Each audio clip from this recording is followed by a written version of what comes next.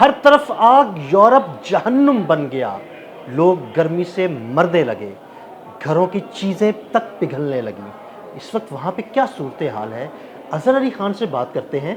अज़हर भाई, इतनी शदीद गर्मी वहाँ पे पड़ रही है, लोग हज़ारों की तादाद में लोग मर रहे हैं। उसके अलावा इवन सिग्नल्स जो है ना वो गर्मी से पिघल रहे हैं। गर्मी इतनी ज़्यादा है कि घरों में भी बैठना लोगों के लिए मुश्किल हो गया है। वहाँ पर ये सारी सूरत हाल क्यों ऐसे पैदा हो गई?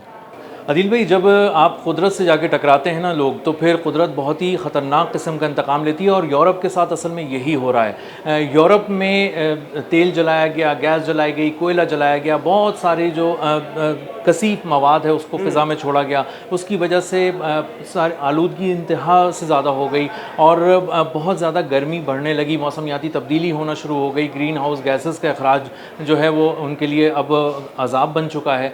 और मामला ये हो गया है, इस कदर गर्मी पड़ गई है कि जहाँ 26 डिग्री सेल्सियस जो है वो बहुत ज़्यादा गर्मी महसूस की जाती थी और लोग पंखा झल रहे होते थे हाथ से, वहाँ अब 41 डिग्री सेंटीग्रेड तक पहुँच गया है मामला। और कहा जा रहा है कि आने वाले दिनों में ये 45 डिग्री तक भी पहुँच सकता यानी है। वो दर्जा हरारत जो हमारे एशियाई ममालिक में रिकॉर्ड किया जाता है, जी यूरोप का वो ठंडा खित्ता जी जहाँ पर बर्फ़ पड़ती है, अगर वहाँ पर दर्जा हरारत 45 डिग्री तक पहुँच जाएगा तो वहाँ पर लोग मरना शुरू हो जाएंगे, क्योंकि उनके घर इस तरह नहीं बने हुए। जी क्योंकि हमें जी तो अपनी गर्मी की सूरत हाल को मद्देनजर रख के घर बनाए जाते हैं, फिर यहाँ पर एसी लगाए जाते हैं। वहाँ पर सुना है कि वहाँ पर घरों में एसी भी नहीं लगाए होते। जी, ऐसा ही है। वहाँ पर यहाँ पे जो एशिया के लोग वहाँ रह रहे हैं वो भी कह रहे हैं कि बहुत शदीद गर्मी है। हालांकि वो इस तरह की गर्मी हाँ 45 जी, बिल्कुल 46 उसके देख चुके आदी हैं। होते हैं वो। हाँ, लेकिन वो कह रहे हैं वहाँ की गर्मी कुछ अलग ही गर्मी है। और उसके लिए वो कह रहे हैं हीट डोम आया हुआ है वहाँ पे। हीट डोम ये है कि आपने एक तरह से, जिस तरह आप कढ़ाई उमूमन कमर्शियल बुनियादों पे पक रही होती है, तो वो क्या करते हैं, गोश्त को जल्दी गलाने के लिए उसके ऊपर ढाँप हाँ देते जी, हैं ढाँप देते हैं, उसको, तो उससे हीट जो है ना और बढ़ जाती है। एक तरह से ये जो हीट डोम है ना, हाँ जी, वो हीट ये इसलिए बढ़ जाती है कि जो आप उसको ढांपते हैं ना तो वो हीट उसके अंदर ही रहती अंदर ही है, रहती है, बाहर नहीं बिल्कुल। निकलती। जब उसके अंदर ही हीट रहती है ना तो वो हीट और ज़्यादा बढ़ जाती है। ऐसा ही है।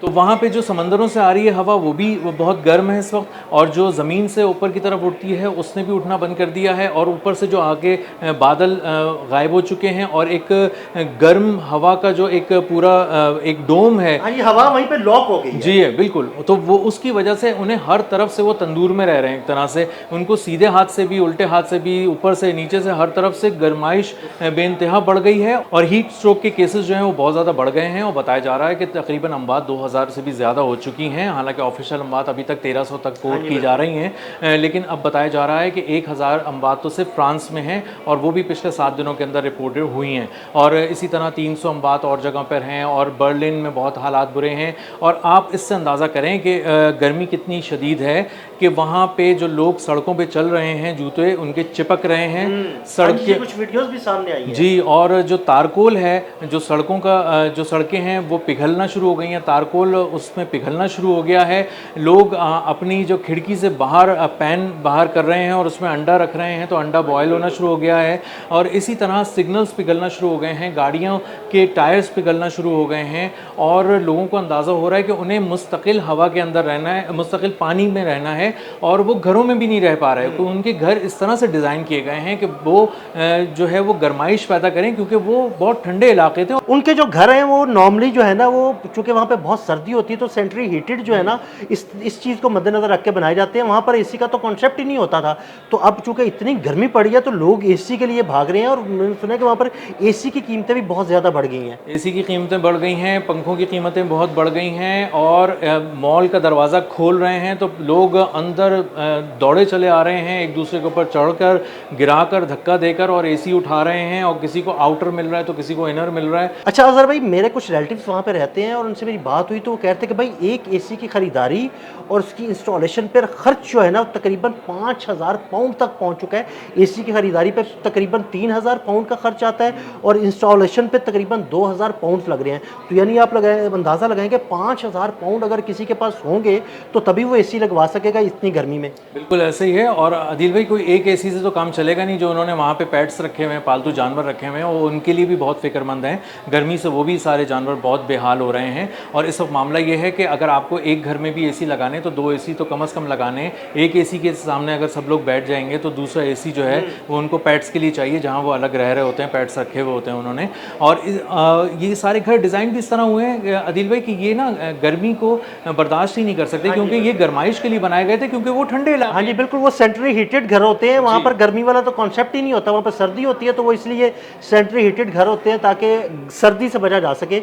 गर्मी का तो उनको अंदाज़ा नहीं था। और मेरे जो रिलेटिव जिनका मैंने आपको जिक्र किया वो भी ये कह रहे थे कि भाई हर साल 3 4 5 दिन के लिए थोड़ी बहुत गर्मी महसूस होती थी, लेकिन इस दफ़ा तो हद ही हो गई है। जी ऐसा ही है। और उन्होंने जितना कुछ वो गर्माइश के लिए जितना किस्म की शील्ड्स लगाई हुई थी वो सब पिघलना शुरू हो गई हैं और लोग घरों में टिक ही नहीं सकते। तो अब उन्हें समझ में नहीं आ रहा कि हम कहाँ जाएं, घर में तो आप रह नहीं सकते।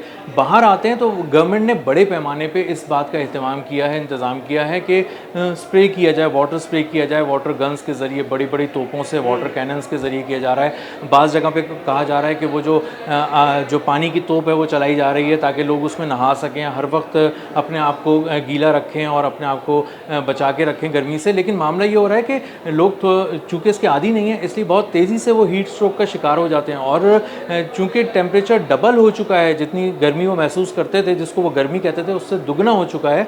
तो अब मामला ये हो चुका है कि जो लोग एक दूसरे को बचाने में लगे हुए हैं और ख़ुद अपने आप को पानी के अंदर रखते हैं, और जो गिर जाता है उसको हॉस्पिटल लेके जाते हैं। हीट स्ट्रोक के केसेस बहुत ज़्यादा बढ़ गए हैं और अब लोगों को कहा जा रहा है कि आप किसी ऐसी, ये भी नहीं कहा जा रहा कि घरों पे रहें, कहा जा रहा है कि ऐसी जगहों पे रहें जहाँ पानी अवेलेबल हो। लोग डिहाइड्रेट भी हो रहे हैं क्योंकि वो ठंडे इलाकों के रहने वाले थे, अब गर्मी पड़ रही है तो उन लोगों को अंदाज़ा ही नहीं हो रहा भाई अपने आप को ठंडा रखने के लिए ऐसे कौन से मशरूबात हैं जिन्हें पिया जाए ताकि वो अपनी गर्मी को दूर कर सकें, इन्वायरमेंट की गर्मी को दूर कर सकें और डिहाइड्रेट ना हो।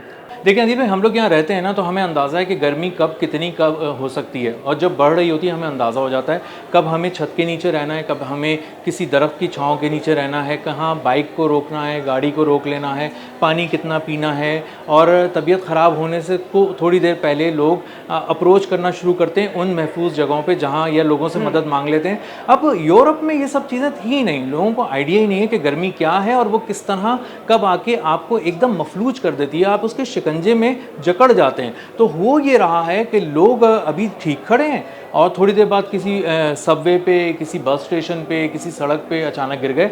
और जब गिर गए तो लोगों को अंदाज़ा नहीं है कि क्यों गिर गए, क्या ये हार्ट का कोई प्रॉब्लम है या कोई दीगर मसला है, तो वो फिर उसको लेके जाना चाह रहे होते हैं। अब यहाँ पे अगर कुछ होता है तो फ़ौरन वो तौलिया रख देते हैं, गीला तौलिया रख दिया, किसी तरह उनको पानी पिलाया, उनके मोज़े उतार दिए, जूते उतार दिए, उसमें कुछ मालिश वगैरह कर दी लोगों की, तो इस तरह कुछ करके उनको साए में ले गए।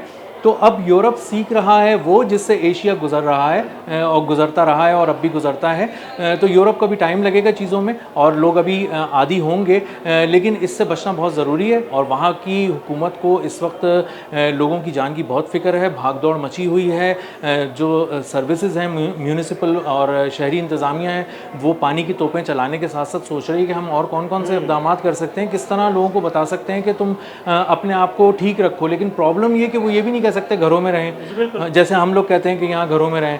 अब वो बाहर आएँ तो क्या करें, तो अब स्कूल्स बंद होना शुरू हो गए मुख्तलिफ जगहों पे, अब लोग काम पे नहीं जा पा रहे हैं, अपने अंदर इतनी एनर्जी महसूस नहीं कर रहे कि वो किसी तरह जाके अपने ऑफिस में या वर्क प्लेसेस पे जाके काम कर सकें। तो एक बहुत ही मुश्किल सूरत हाल है जिससे यूरोप गुजर रहा है। लोग बाकायदा पिघल रहे हैं और लोग अपनी वीडियोज़ की भरमार कर रहे हैं सब सोशल मीडिया पर, और अपने आप को एक्सप्रेस कर रहे हैं और बता रहे हैं कि वो और उनके जो दोस्त हैं और सारे लोग हैं, उनके ख़ानदान के लोग, वो किस कर्ब से गुजर रहे हैं।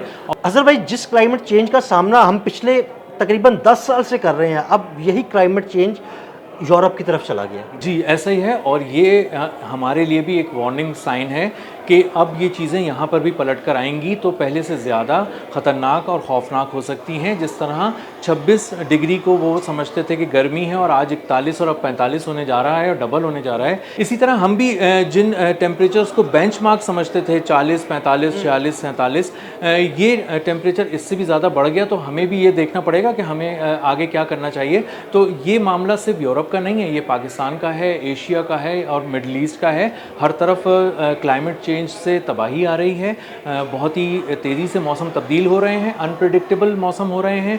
आप अंदाज़ा नहीं लगा सकते कि कब बारिश हो गई, आप अंदाज़ा नहीं लगा सकते कि सर्दी कितनी आगे चली गई और वो गर्मियों के महीने में दाखिल हो गई। गर्मियाँ जो हैं वो सर्दियों की तरफ आना शुरू हो गए हैं।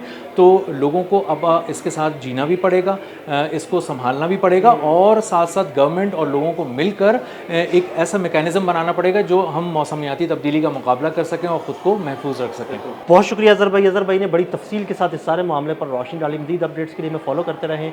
अदील अहमद और अज़हर अली ख़ान को इजाज़त दीजिएगा। अल्लाह हाफ़िज़।